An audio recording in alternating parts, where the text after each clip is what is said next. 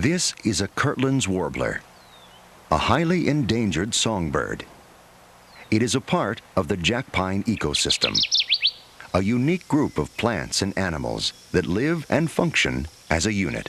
And what do these human activities have to do with the Kirtland's warbler? Just the opposite of what you might think. These practices may appear destructive, but they actually help protect and restore the Jackpine ecosystem. They are vital to the conservation of the Kirtland's warbler and the other plants and animals that make up this unique place.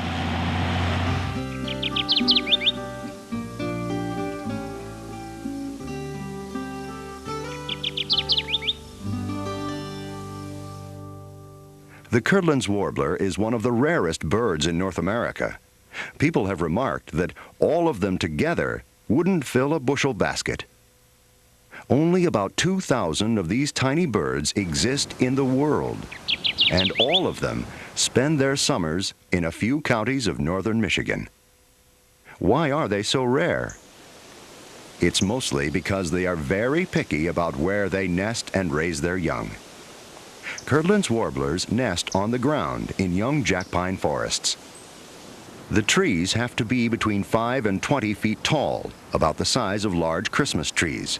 And there have to be lots of them. The Jackpine forest must cover hundreds, if not thousands of acres to attract warblers. Like many songbirds, the male Kirtland's warbler establishes a territory and attracts females by singing. After mating, the female lays 4 or 5 eggs in the nest. When the young hatch, both parents help feed them until they leave the nest. For the rest of the summer, the young will feed and grow to prepare for their long trip south. Kirtland's warblers migrate from their nesting area in Michigan, starting in about late August, early September, continuing through September. They migrate south to the Bahamas in the Caribbean, and they spend the winter in the Bahamas, and then about March and April they begin the journey north to Michigan to start their nesting cycle again. After trees in the nesting area get more than about 20 feet tall, Kirtland's warblers will no longer nest there.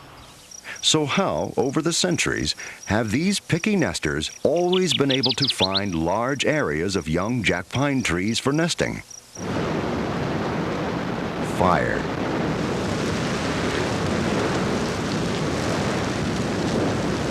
For thousands of years, naturally occurring wildfires swept through the dry, sandy forests of northern Michigan. The plants and animals that live in these areas are well suited to periodic fires, and many actually depend on fire for their long-term survival. The Jackpine tree is a good example. Most Jackpine cones remain closed until, like popcorn, they are opened by fire. The cones hold the seeds until fire clears a seedbed, where thousands sprout in the warm, blackened soil. Ironically, the success of Smokey Bear's message has affected the warbler by reducing the amount of young Jackpine forest lands. We cannot rely on natural nesting habitat for the Kirtland's warbler because that habitat is created only by wild forest fires. And in the Kirtland's warbler nesting range, there's a great deal of private property which has to be protected from fires. Fires have to be put out. As a result, there's very little natural habitat. We have to rely instead on managed habitat for Kirtland's warbler. Managed habitat is very similar to natural habitat, but with a modern twist. Instead of wildfires burning the forest, timber companies harvest the older, mature jackpines.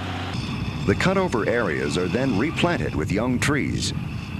Wildlife and forest managers take great care to make these managed habitats imitate nature and natural processes. There's ways to make it more natural. I mean, we're doing some of this with leaving strips of live trees in these plantations, and that's what happens in a fire. A lot of times the whole area doesn't burn, but it'll burn up except for little strips. And we can and do leave either live or dead standing trees to simulate what you get from a wildfire. Historically, wildfires burned huge areas, which is why the clear-cuts here are so large. We found from experience with the Kirtlands warbler that they actually prefer larger areas. We hardly have ever found warblers using a site that's less than 80 acres, and we get higher densities, earlier use, and longer duration of use in the bigger areas. And when I say big, we're talking now 1,000 acres or more. The trees that are harvested from the forest provide a sustainable supply of products and jobs for humans, an important economic benefit to local communities. Forest management practices that imitate nature benefit the entire Jackpine ecosystem. There are a number of other plants and animals that benefit from the management that's done for Kirtlands warblers. Deer and turkey appreciate, for example, the open areas provided during the early stages of Jackpine growth. Upland sandpiper is a bird of open spaces that's rare, and it's not unique to Jackpine ecosystems, but it benefits greatly from the management done here. There are plants like pale agrostis and Allegheny plum that benefit from the Jackpine management. Unfortunately, there is one species that benefits from this management that presents a serious threat to Kirtlands warblers: the brown-headed cowbird. Cowbirds are nest parasites, which means that the female lays her eggs in other birds' nests. So this is a problem, and the cowbirds will lay their eggs in the Kirtlands nest, and then the Kirtlands will raise their young, the cowbird young. Watch as an indigo bunting brings an insect to the nest. It starts to feed its own chick, but the larger, louder, more aggressive cowbird chick ends up with the meal. Eventually, the bunting chick will starve to death, or may be pushed out of the nest by the cowbird. This may not seriously affect the indigo bunting population, but it can be devastating for an endangered species. In 1972, the U.S. Fish and Wildlife Service began an annual program of trapping and removing cowbirds from warbler nesting areas. Frequently, other birds are captured as well. Whenever we get non-target species like blue jays, or sometimes we'll get thrashers or red-winged blackbirds, we make sure we get these out of the trap first. Removing cowbirds has had a remarkable impact. The number of Kirtlands warbler nests containing cowbird eggs dropped from 70% to 6% 1 year after the trapping began, and has remained at low levels ever since. Conservation of the Jackpine ecosystem and the endangered Kirtlands warbler has been a great success. In fact, it has become a model for endangered species recovery efforts throughout the world.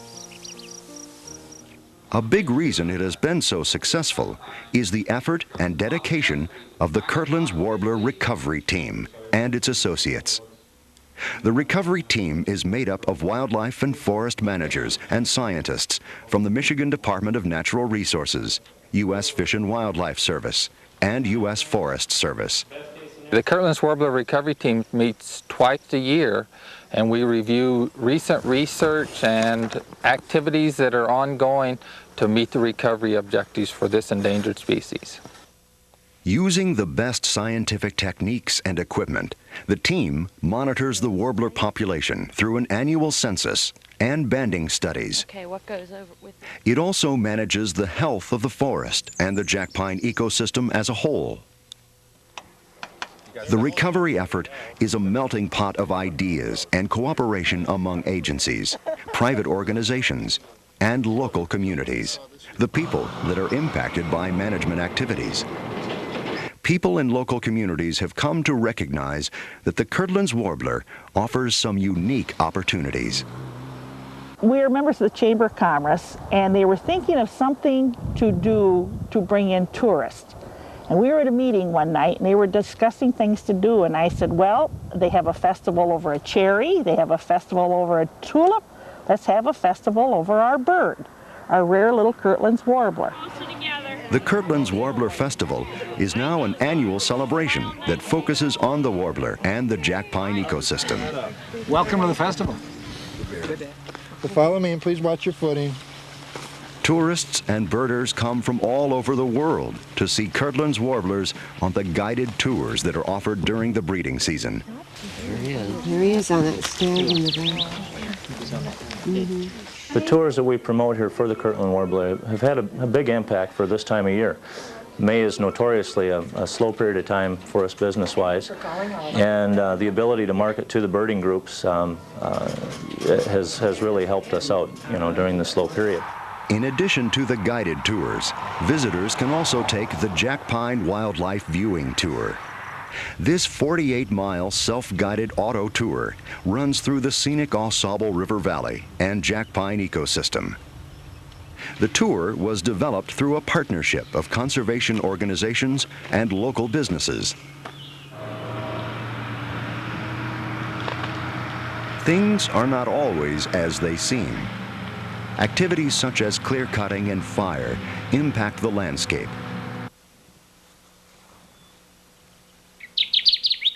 However, in the case of the Jackpine ecosystem, they are critical to conserving an endangered bird that helps define this unique place. Conservation of the Kirtlands warbler and the Jackpine ecosystem is a major undertaking. It requires tremendous expertise, money, and support from state and federal agencies and local communities. Without this support, the Kirtlands warbler is doomed to extinction.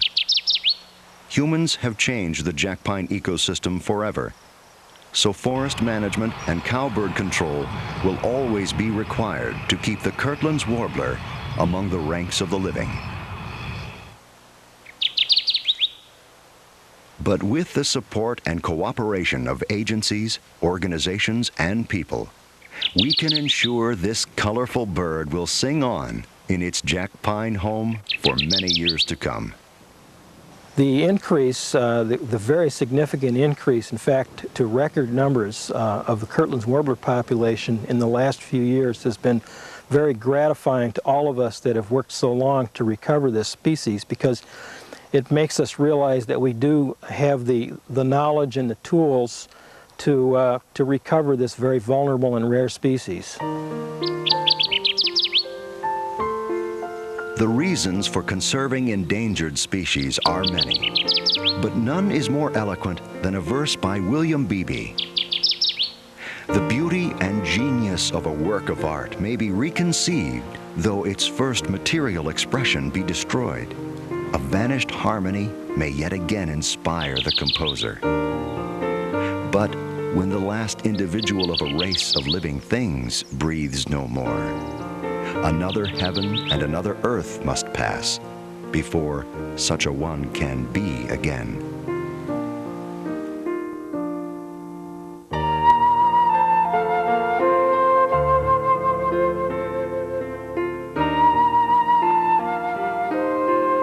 This video was made possible by citizen donations to the Michigan Non-Game Wildlife Fund. To make a contribution to help support Kirtlands warbler conservation and other critical work of the Non-Game Fund, look for the loon on your state income tax form, or contact the Non-Game Wildlife Fund directly at this address.